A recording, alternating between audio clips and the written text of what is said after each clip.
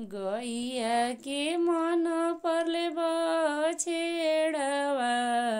दूध दुहाई के बे। पापाजी के मन परली धियावा चाय पियही के बे। चाचा जी के मन परली धियावा चाय पियही के बे।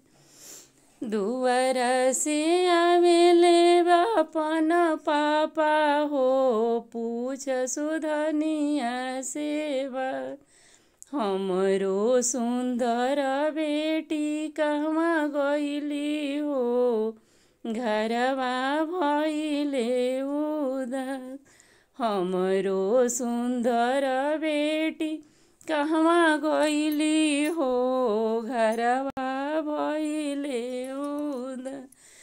घर में से बोलेली अपन मम्मी हो सुनी वचन हमार। राउर सुंदर बेटी ससुरा गईली हो घरवा कैली सुनस। घर में से बोलेली अपन चाची हो सुनी अरज हमार। राउर सुंदर बेटी ससुरा गईली हो घरवा कैली उदास। गैया के मन परले बछेड़वा दूध दुहाई के बे।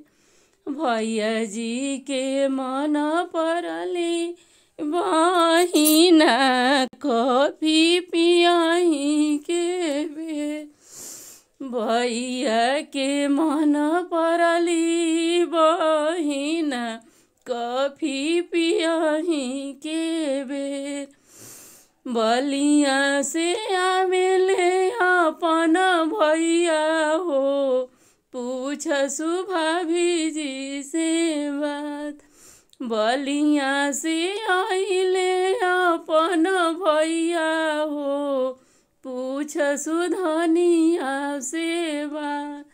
हमरो सुंदर बहिन कहवा गईली हो घरवा गईली उदास। घर में से बोलेली अपन भाभी हो सुनी वचन हमार। राउर सुंदर बहिना ससुरा गईली हो घरवा कैली उदास। राउर सुंदर बहिना ससुरा गईली हो घरवा कैली